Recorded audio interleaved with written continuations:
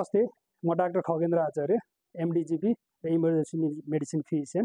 अहिले म कार्यरत ओम पोलिक्लिनिक सन्धिखर्कमा कार्यरत छु। आज हामीले सानो एउटा बेसिक लाइफ सपोर्ट गर्दाखेरि मान्छेको ज्यान पनि बचाउन सकिन्छ भन्ने सानो एउटा डेमोन्स्ट्रेसन भिडियो लिएर आएको छु। यो सबैले हेर्नुस्, पुरा हेर्नुस् र तपाईको आफ्नो गाउँघरमा पनि यो भिडियो हेरेर पनि कोही मान्छेहरू त्यस्तो अवस्थामा भयो भने तपाईले सहयोग गरेर हस्पिटलसम्म ल्याउन सक्नुहुनेछ। र मैले एउटा कुरा के पनि भन्न चाहे भने जति हाम्रो के भन्छन् बुद्धिजीवीहरू हुनुहुन्छ अथवा राजनीतिक क्षेत्रमा लाग्नु भएको छ, टिचर हुनुहुन्छ, स्कुलको विद्यार्थीहरू हुनुहुन्छ हैन, त्यस्तो कसैलाई यो सानो चाहिँ 5 मिनेटको ट्रेनिङहरू वर्कसपहरू केही चाहिएको छ भने डाइरेक्ट मलाई चाहिँ सम्पर्क गरेर त्यो पनि व्यवस्था गर्न सकिन्छ। अहिले म सानो एउटा डेमोन्स्ट्रेसन भिडियो हामी कसरी चाहिँ यो बेहोस भएको मान्छेलाई चाहिँ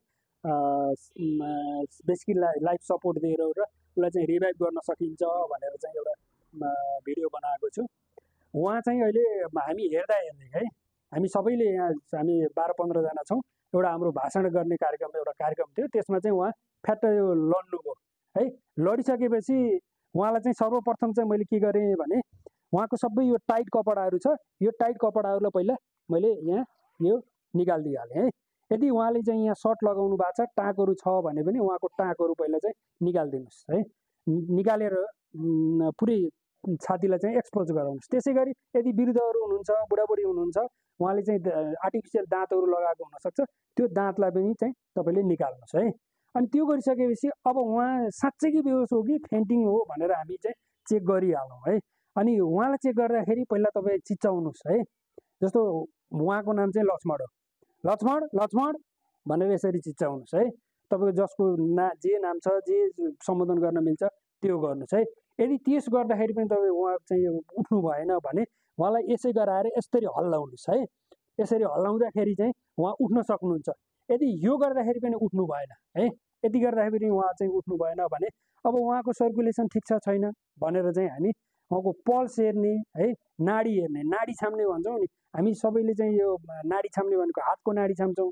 यो बेलामा प्रेसरहरू एकदम कम भएको हुनाले क्यारोटिड पल्स भन्ने हुन्छ, घाँटीमा चाहिँ उहाँको हामीले घाँटीको पल्स चाहिँ हेर्छौँ है। घाँटीको पल्स हेर्दाखेरि यदि उहाँको घाँटीको पल्स पनि छैन है, हामीले बोलाउँदाखेरि पनि बोल्नु भएन है, घाँटीको पल्सहरू पनि केही पनि छैन, एकदम धेरै बेहोसमा हुनुहुन्छ भने उहाँ चाहिँ एकदम असुरक्षित ठाउँमा पल्टिनु भयो, बेहोस हुनुभयो भने तपाईँले वरिपरिको मान्छेलाई एकदमै चिच्चाएर र उहाँलाई सुरक्षित ठाउँमा लैजानुहोस् है।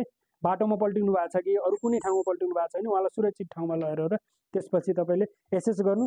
केही पनि छ डिप कोमामा जानु भएको छ, बेहोस हुनु भएको छ भने त्यसपछि तपाईँले चाहिँ अब सिपिआर भन्ने हुन्छ, कार्डियोपल्मोनरी रिससिटेसन भनेर एउटा चाहिँ यो ओड छ, यो मेडिकल ओड हो होइन।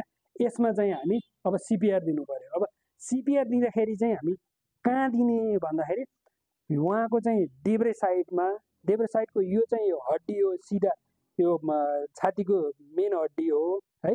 यो हड्डीलाई हामी 3 भागमा बाँडौँ अनि 3 भागमा बाँडेको तेस्रो उसमा चाहिँ 1/3 चाहिँ उहाँको छातीको 1/3 को उसमा चाहिँ हामी यो हातलाई चाहिँ यस्तो गराउनुहोस् है। यिनी कुइनाहरूलाई के भन्छ बेन्ड नगर्ने र तपाईँले यसो गरेर उहाँलाई चाहिँ यहीँ थिचिहाल्नुहोस् है। एकछिन चाहिँ मजाले थिच्नुहोस्। यो त अहिले चाहिँ अलि हामी यो भिडियो बनाउनको लागि माथि गऱ्यौँ, तर उहाँले त सर्फेस उसमा यस्तो बेडमा होइन तल भुइँमै राखेर र तपाईँले घुँडा गरेर यस्तो गरेर मजाले तपाईँले थिच्नुहोस्। अर्को मान्छेलाई चाहिँ अब रेस्क्यु रेस्पिरेसन भन्छ, त्यो दिनको लागि चाहिँ रेडी बनाउनुहोस्। यदि अर्को मान्छे छैन भने तपाईँले नै त्यही गर्नुपर्छ है। अनि अब यो हामी थिच्यौँ, तपाईँले 1 मिनेटमा 100 देखि 120 पटकसम्म चाहिँ तपाईँले थिच्नुपर्छ। थिच्ने निकाल्ने गर्नुपर्छ। त्यसपछि अब प्रत्येक 30 पटक थिचिसकेपछि तपाईँले एउटा आर्टिफिसियल रेस्पिरेसन दिनुहोस्। त्यसलाई हामी माउथ टु माउथ रेस्पिरेसन भन्छौँ है। आफ्नो मुख जोडेर उहाँको मुखमा चाहिँ तपाईँले हावा दिनुहोस्। हावा दिइसकेपछि त्यो चाहिँ फेरि रिभाइभ पनि हुने चान्स चाहिँ हुन्छ। त्यो हावा दिँदाखेरि उहाँको यो मुन्टा छ है, यो मुन्टालाई अलिकति टिल्ट गराउनुहोस् अनि यो छ जलाई चाहिँ अलिकति माथि गर्नुहोस् अनि एउटा हातले यहाँ यो नोस्ट्रिललाई चाहिँ बन्द गर्नुहोस् अनि तपाईँको मुख चाहिँ मजाले वरिपरि चाहिँ टाँसाएर चाहिँ गर्नुहोस्। यदि अब तपाईँसँग एकदम झिल्ली खालको कपडाहरू छ, सुतीको कपडाहरू छ भने यस्तै राखेर तपाईँले गर्न पनि सक्नुहुन्छ है। अब यो चाहिँ हामी आर्टिफिसियल रेस्पिरेसन भयो। अनि हामी चाहिँ यो सिपिआर गऱ्यौँ है। सिपिआर गरिसकेपछि त्यसपछि तपाईँले यो साइकल चाहिँ 3 पटकसम्म गर्न सक्नुहुन्छ। यदि यो साइकल चाहिँ 3 पटक गर्दाखेरि उहाँ चाहिँ रिभाइभ हुनुभयो भने त्यसै तपाईँले तुरुन्तै नजिकको स्वास्थ्य संस्थामा लैजानुहोस्, हस्पिटलमा लैजानुहोस्, डक्टरसँग चाहिँ देखाउनुहोस् है। अनि यो हृदयघात हो कि अरू केहीले हो कि मस्तिष्कघात पनि हुनसक्छ, माथिको चाहिँ नसाहरू फुटेर पनि हुनसक्छ है।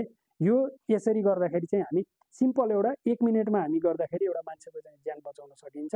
र अहिले हृदयघात विश्वमा एकदम धेरै छ र यसभन्दा अगाडि पनि मैले चिसोमा र मुटुको के सम्बन्ध छ, मुटु रोगसँग के सम्बन्ध छ भनेर पनि भिडियो बनाएको छु, त्यसलाई पनि हेर्नुहोला। धन्यवाद।